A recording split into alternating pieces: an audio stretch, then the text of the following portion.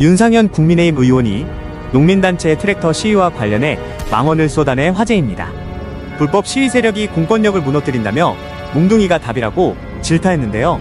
이를 지켜보는 국민들의 분노는 결국 극에 달하고, 이와 관련해 기본소득당 용해인 의원은 내란 수계를 보호하는 데만 열중하고 있고 국민과 민주주의를 배신하고 있다고 질타를 보냈습니다. 용해인 의원의 강한 비난에 경찰청 이호영 차장이 참지 못하고 격양된 발언을 쏟아내면서 파문이 일고 있습니다. 대한민국 민주주의 역사에 아주 긴 역사의 시간들이 될 것입니다.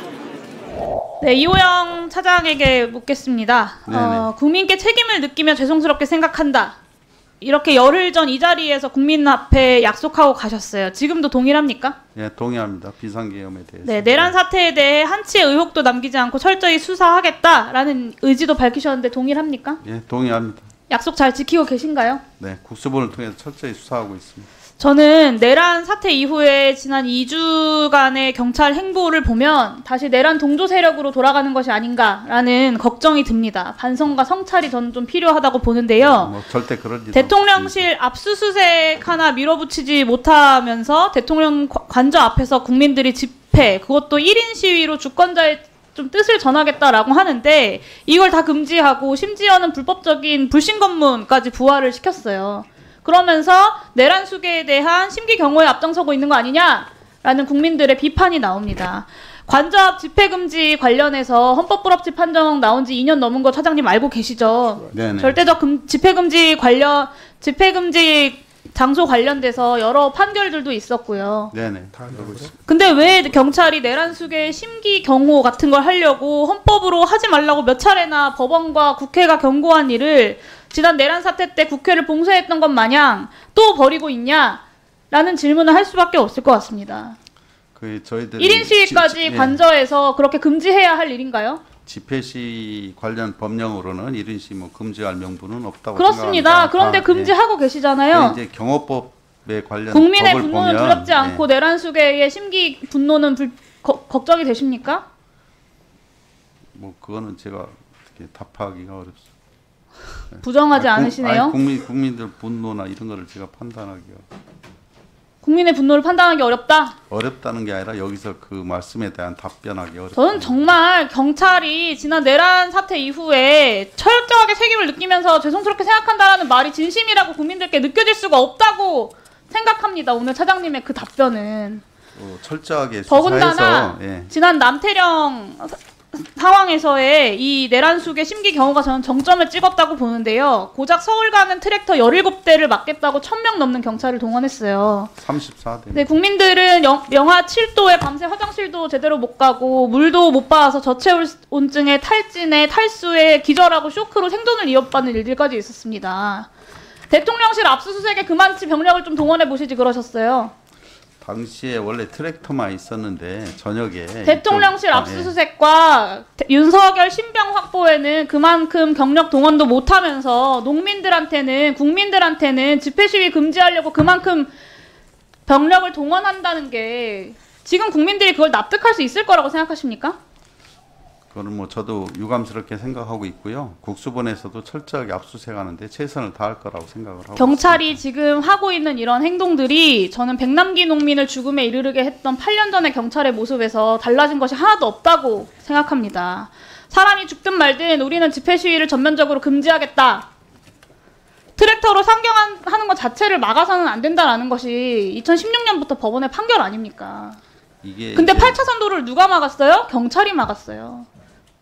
아까 그 서울청장이 잠깐 의원님께 뭐 얘기했든지 모르지만 일렬로 오는 걸 저희들이 제한 통고해서 막았는데 트랙터에 하신 분들이 전 차선을 점거함에 따라서 교통통제 차원에서도 하나 있고요.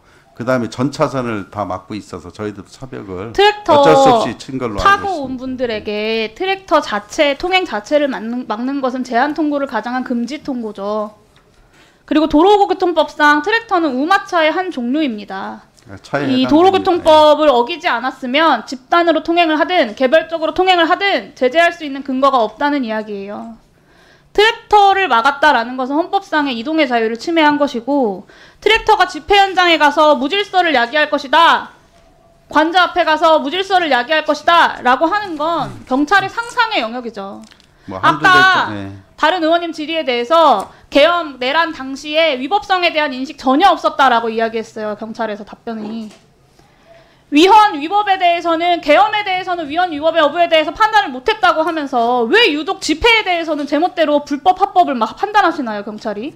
뭐 전혀 없다고 말씀드린 건 아니고요. 내란 혐의가 충분하다고 저도 생각하고 있습니다. 당시에 판단하지 못했다면서요. 당시에 판단하지 못했다. 근데 왜 집회에 대해서는 벌어지지도 않은 상황에 대해서 불법과 합법을 경찰이 마음대로 판단합니까? 그건 법원이 판단할 일이죠.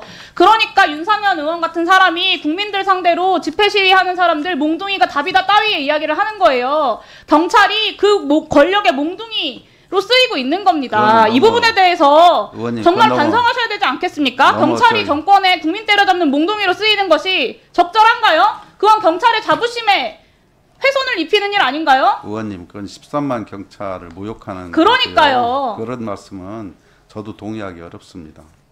그런데 그런 행태를 경찰이 하신 거라고요. 심지어는 저희들도 법을 저런 준수하기 위해서 아까 이야기 최선을 나왔던 다하고 블라인드 있고. 같은 이야기 왜 나오는지 네. 아세요? 경찰이 내란 수계의 심기 경우에 대해서 정확하게 선긋지 못하고 압수수색에는 경력 동원하지 못하면서 집회 시위 맞는 데는 기를 쓰고 경력을 동원하니까 일선 경찰들이 그래도 되는구나 생각해서 저렇게 이야기하는 겁니다. 정확하게 지휘부가 내란 수계에 대해서는 철저히 수사하겠다. 압수수색 빈틈없이 집행할 수 있도록 하겠다.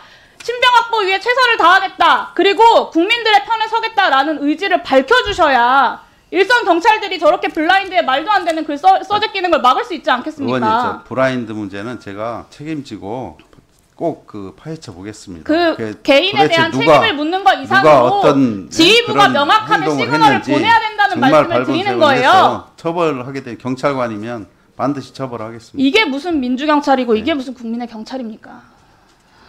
저는 내란 동조로 경찰청장 구속되고 서울청장 구속되고 국수본부장 핸드폰 압수수색까지 당하고 되게 불명예스러운 상황이라고 생각해요. 경찰의 입장에서. 정말 경찰로서 부끄러운 일이라고 생각합니다. 이 불명예스러운 상황을 반전시키려면 내란 동조 세력이라고 하는 그 오명을 벗으려면 정확하게 내란 수괴에게는 법 집행 철저하게 하고 국민의 집회 시위의 자유는 철저하게 보장하는 것이 경찰이 해야 하는 역할 아니겠습니까? 네, 그 법 집행 철저히 하도록 하겠습니다.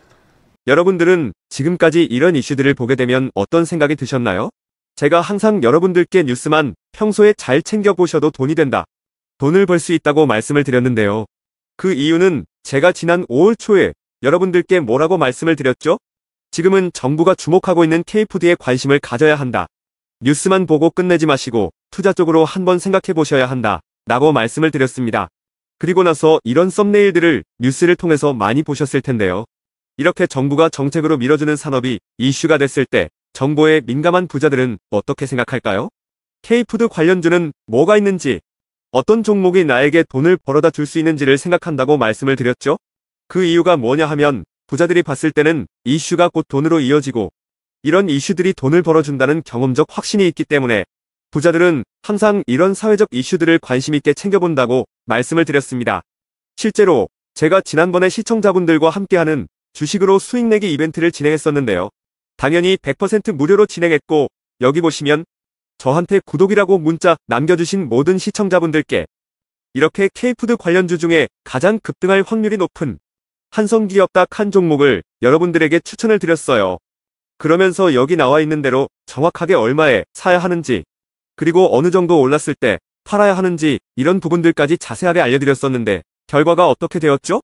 오른쪽을 보시면 아시겠지만 제가 5월 2일에 문자로 이 한성기업을 소개해드리고 나서 주가가 이렇게 2배 넘게 급등이 나왔다. 그래서 당시에도 굉장히 많은 분들이 제가 드린 한성기업으로 수익을 내셨을 텐데요. 다시 한번 축하드린다고 말씀을 드리고 이번에도 마찬가지입니다. 최근에 정부가 집중적으로 밀고 있는 산업이 해외 건설 시장이고 그 중에서도 K신도시에 대한 관심도가 계속해서 높아지고 있기 때문에 관련 종목들이 부각받을 수밖에 없다. 그 중에서도 정부가 가장 핵심적으로 밀어줄 것으로 예상되는 K신도시 대장주 한 종목에 돈이 몰릴 것이다. 당연히 우리가 이쪽으로 생각해야 한다는 겁니다. 그래서 이번에도 지난번과 똑같이 저에게 신청이라고 문자 보내주시면 정부가 강력하게 추진할 것으로 예상되는 K신도시 정책주 중에 앞으로 대장주 역할을 하면서 주가가 가장 크게 급등할 한 종목을 구독자분들에게 문자로 종목명과 사고 파는 시점을 모두 알려드리겠습니다. 그래서 여러분들이 주식으로 돈 버는 연습을 한번 해보시라 이렇게 말씀을 드리고, 지금 이 영상을 보시는 시청자분들 중에 나도 이번 종목이 궁금하다 하시는 분들은 누구나 상관없이, 그리고 어느 시간대나 상관없이 부담없이 이렇게 상단에 제 번호를 항상 남겨놓고 있습니다. 제 번호 010-4406-8870번으로 저에게 지난번처럼 신청이라고 문자 보내주시면 제가 이번에도 똑같이 무료 추천 급등주 문자를 보내드리겠습니다. 이해되시죠? 그래서 제 번호 010-4406-8870번으로 신청이라고 문자 보내주시면 여러분들이 직접 이슈를 통해서 돈 버는 연습을 해보실 수가 있는 거고, 제가 돈을 받는 것도 아니고 투자를 대신해드리는 것도 아니기 때문에 부담없이 신청해주시면 되는 겁니다.